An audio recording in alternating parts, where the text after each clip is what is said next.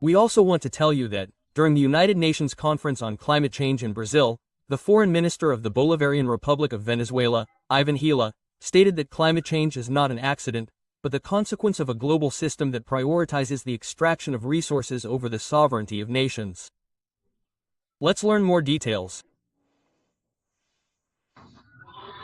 All of this has a cause: the savage capitalist model.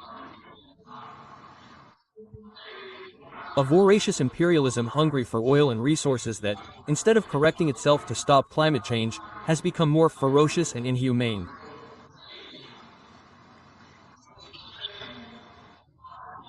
This imperialism does not send ships to the Caribbean to help repair the damage caused by climate change, but rather to threaten, besiege, and plunder the natural resources of our sovereign nations, such as Venezuela, which is besieged daily with the sole objective of stealing its resources.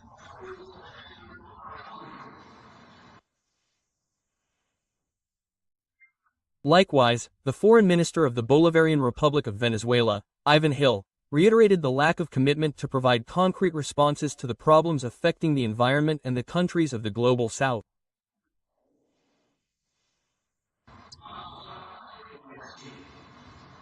Enough hypocrisy, enough empty technicalities, enough diplomacy that postpones urgent decisions while the planet burns.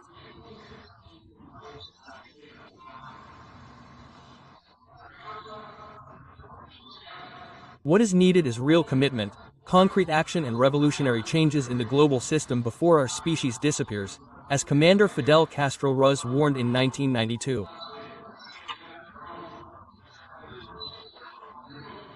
At the Rio de Janeiro conference. Likewise, the Foreign Minister of the Bolivarian Republic of Venezuela, Yván, denounced that transnational corporations steal resources from nations like Venezuela and put their stability and sovereignty at risk. Let's see more. Today, large transnational corporations act as parallel powers that violate international law and occupy sovereign territories with total impunity.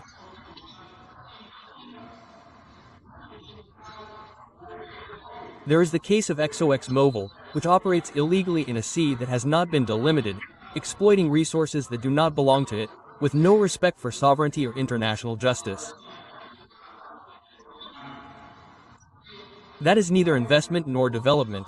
It is plunder and a violation of international law, threatening to increase political, social, and climate chaos in the region, with the complicity of a member state of this conference.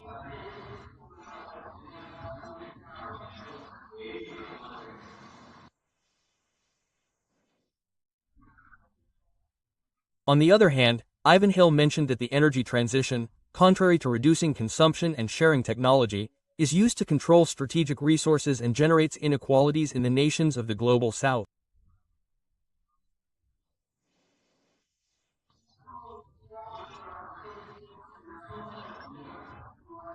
It is not a transition towards sustainability, but towards a new form of domination, a transition that concentrates control of technology and excludes the countries of the Global South, which takes away their knowledge, their energy sovereignty, and their right to development, because in reality this transition does not consume less energy, but more.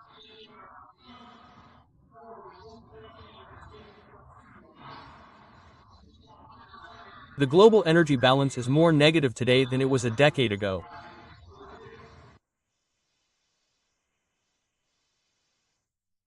And the Foreign Minister of the Republic, Yván, also highlighted that Venezuela maintains collaboration with the countries of the Caribbean and carries out acts of solidarity with the shipments of humanitarian aid and materials for the reconstruction of the nations affected by these natural disasters, despite the siege and threats of the empire. Let's see. Venezuela has resisted the siege, but it has not given up on solidarity. When Caribbean nations such as Jamaica and Cuba were recently hit by hurricanes, Venezuela was there, along with the rest of the ALBA countries, offering humanitarian aid and reconstruction.